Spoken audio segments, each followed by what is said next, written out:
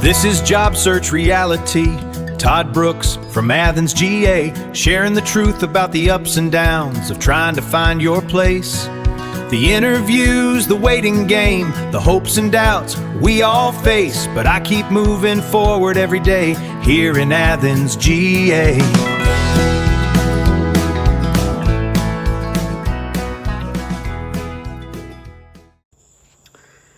Hello, everyone, and welcome back to another episode of the Job Search Reality Series podcast. I'm your host, Todd Brooks, coming to you from beautiful Athens, Georgia.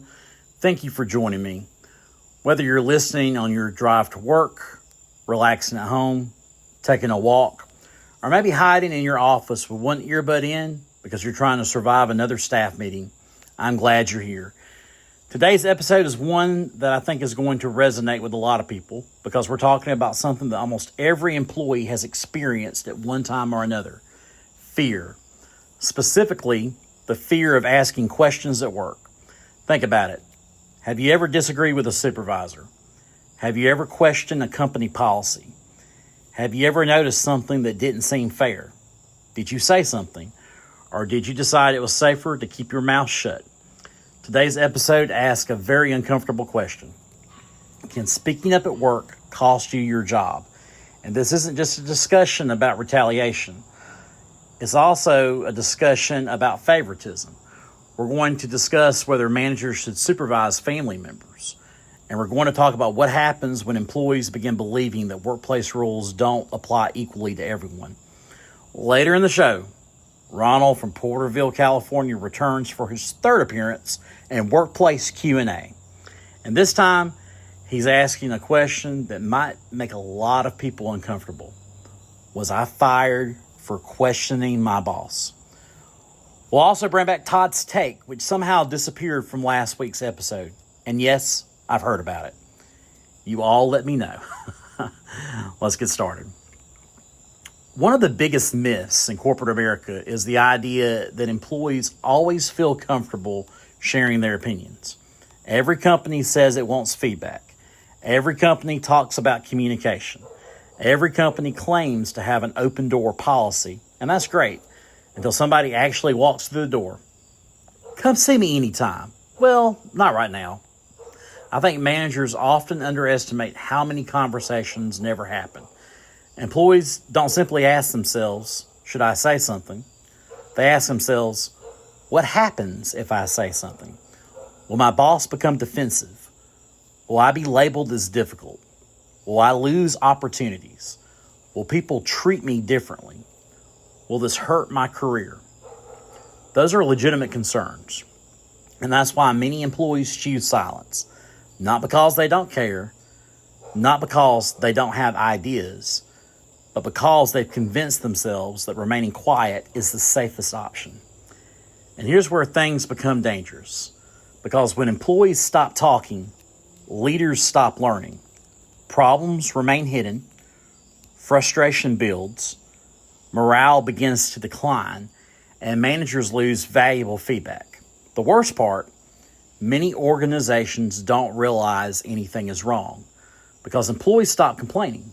And leadership interprets that silence as satisfaction, when in reality, employees have simply given up. Let's be honest. We've all been in that staff meeting. The supervisor asks, does anybody have any questions? And suddenly, everybody becomes fascinated by their notebook. Nobody wants to make eye contact. Nobody wants to be the first person to speak because everybody knows what happens to that person. One brave soul finally raises their hand, and everyone else in the room is thinking, good luck, my friend. We're going to take a quick commercial break. When we come back, it's time for another edition of Workplace Q&A. Ronald from Porterville, California has written to us for the third time, and his story has taken a dramatic turn. We'll be right back. Welcome back. It's time for Workplace Q&A. As always, names and identifying information have been changed.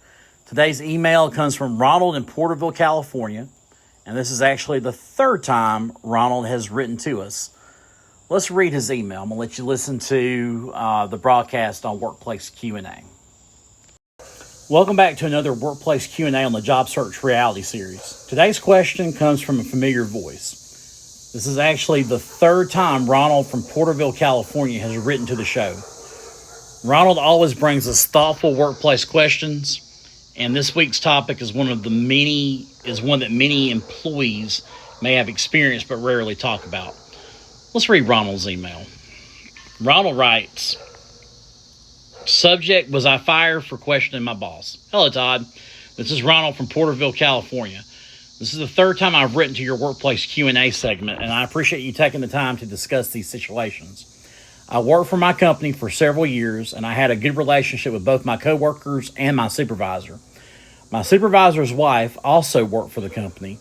Over time, she began leaving work early and requesting additional time off. As a result, other employees were often left to cover her responsibilities. Several employees had become frustrated, and I finally decided to ask my supervisor whether the situation was fair to everyone else. I wasn't trying to be disrespectful. I simply wanted to understand why one employee appeared to be receiving special treatment. My supervisor immediately became defensive. A short time later, I was fired. I was never told that my performance wasn't the issue. I didn't receive any written warnings, and I wasn't placed on any type of corrective action plan. The timing had left me wondering whether I was terminated because I questioned the situation involving my supervisor's wife. Was I fired in retaliation? And what should employees do when family relationships begin affecting morale in the workplace? Thank you for your time. Sincerely, Ronald, Porterville, California. Ronald. Well, thanks for writing me again. I think there are two important topics in your email. The first is favoritism. The second is retaliation. So let's start with favoritism. Family members working together isn't automatically a problem. Many companies employ spouses, siblings, parents, and children. The problem begins when other employees believe that the rules are being applied differently depending on who you are. According to Ronald, several employees had become frustrated because they believed one person was receiving special treatment. Then Ronald did something that many employees are afraid to do. He asked a question, and shortly afterward, he was fired. Now, I want to be careful here. Being terminated after questioning a supervisor doesn't automatically prove retaliation. However, the timing certainly raises questions. Were there any documented performance problems? Were there previous disciplinary actions? Did anything else happen that contributed to the termination? These questions matter. I also think Ronald's situation highlights something that happens in workplaces all across America. Employees often stay silent because they're afraid that speaking up could negatively affect their careers. Whether those fears are justified or not, they absolutely exist. And when family relationships are involved, maintaining transparency becomes even more important. Companies should encourage employees to raise concerns without fearing punishment. Ronald, thank you for writing in for the third time.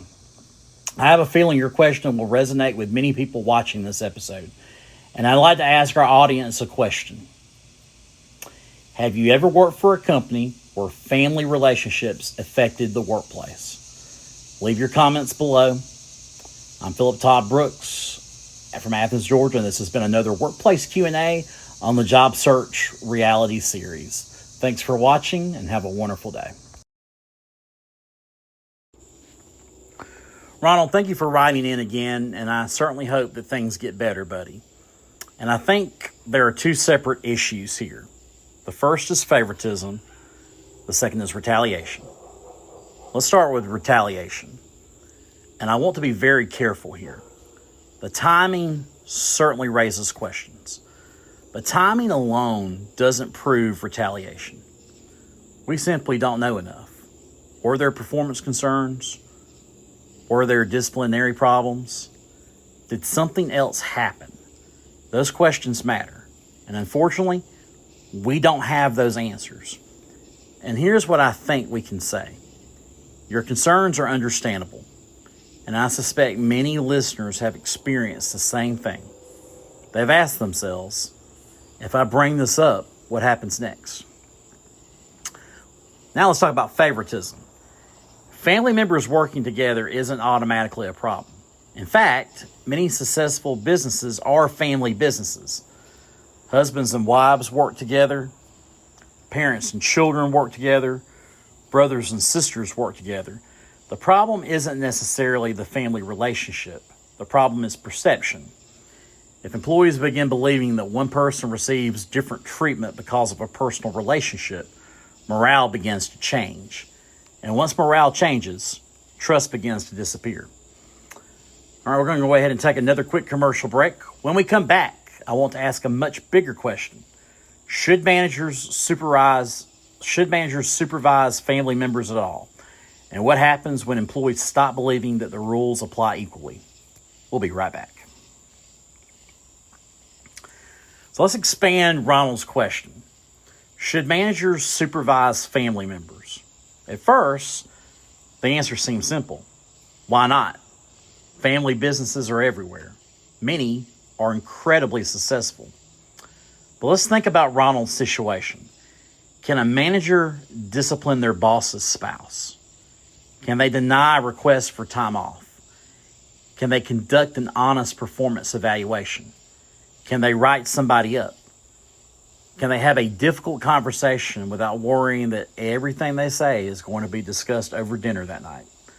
Those aren't theoretical questions. Those are real concerns. One thing I've learned over the years is this. Employees notice everything. They notice who receives promotions. They notice who gets flexibility. They notice who leaves early. And they definitely notice when one person appears to receive different treatment. Whether these perceptions are accurate isn't always the point, because perception becomes reality. And once employees begin believing that different rules exist for different people, something starts changing. I think this is where workplaces begin to collapse. Not financially, not operationally, but culturally. Because employees begin asking questions. Why should I stay late? Why should I follow this policy? Why should I volunteer? Why should I care? And once those questions begin, teamwork starts disappearing. Trust starts disappearing. And replacing trust is incredibly difficult. Every office has one employee who knows everything. You know exactly who I'm talking about. They know when everyone arrives. They know when everyone leaves. They know who's taking vacation. They know who's leaving early. And somehow, they're still behind on their own work. And here's the funny part. They're usually right. People really do pay attention. And that's exactly why consistency matters. We're heading into our final commercial break. And when we return, it's time for Todd's Take. We're going to tie together everything we've discussed today. Retaliation, favoritism, leadership, and why trust may be the most valuable asset any company has. We'll be right back. Welcome back to the Job Search Reality Series podcast. It is now time for Todd's Take. So here's Todd's Take. I don't think Ronald's story is really about retaliation. And I don't think it's really about favoritism. I think it's about trust, because trust affects everything. If employees trust management, they'll ask questions. If employees trust management, they'll report concerns. If employees trust management, they'll participate in improving the workplace. And when trust disappears, people stop talking. And when people stop talking, organizations lose something incredibly valuable: honest feedback. I also think companies somehow underestimate how important consistency really is. Employees don't expect perfection, but they do expect fairness. And when employees stop believing that the rules apply equally, morale begins to collapse. Whether Ronald experienced retaliation isn't something we can answer, but the fear he describes, that's real. And I think many listeners can relate to it, because most of us have experienced that moment. Should I say something, or should I keep my mouth shut? Those aren't easy decisions. And I believe the strongest workplaces aren't the ones that avoid difficult conversations. They're the ones where difficult conversations can happen without fear. That's Todd's Take. Thank you for joining me for another episode of the Job Search Reality Series podcast.